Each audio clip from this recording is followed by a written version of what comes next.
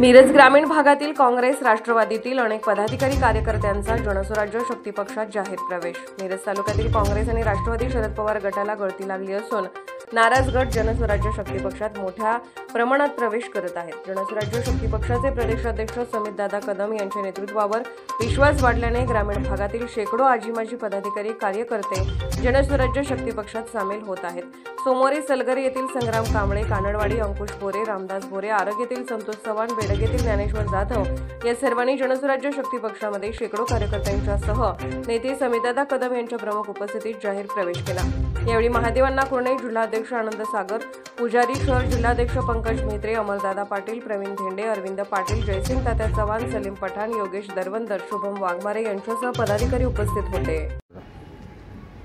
आज ग्रामीण भागातनं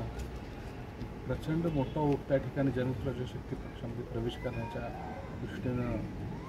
फार मोठी त्या ठिकाणी कार्यकर्त्यांमध्ये पसंती दाखवली जाते। आज या ठिकाणी पक्षाचे जिल्हाध्यक्ष आदरणीय पैलवान आनंद सागरजी पुजारी, शहर जिल्हाध्यक्ष डॉक्टर पंकज म्हेत्रे, संघटक सलीमभाई पठाण, त्याचबरोबर पक्षाचे ज्येष्ठ मार्गदर्शक महादेवांना कुर्णे, त्याचबरोबर अमरदादा पाटील, ग्रामीण भागातनं ज्यांचं एक ताकदीनं नाव घेतलं जातं असे आमचे अरविंद पाटील, त्याचबरोबर त्या ठिकाणी माणिकाबा, त्याचबरोबर बेडगचे ग्रामपंचायत समितीचे सदस्य आमचे श्री पाटील साहेब, त्याचबरोबर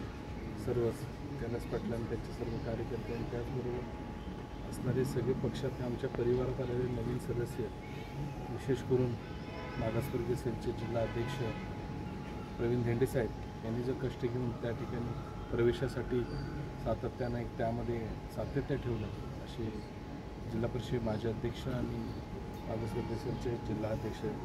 प्रवीण धेंडे साहेब सर्वच माझे आज प्रवेश केलेले आमचे कार्यकर्ते बंधू सगळे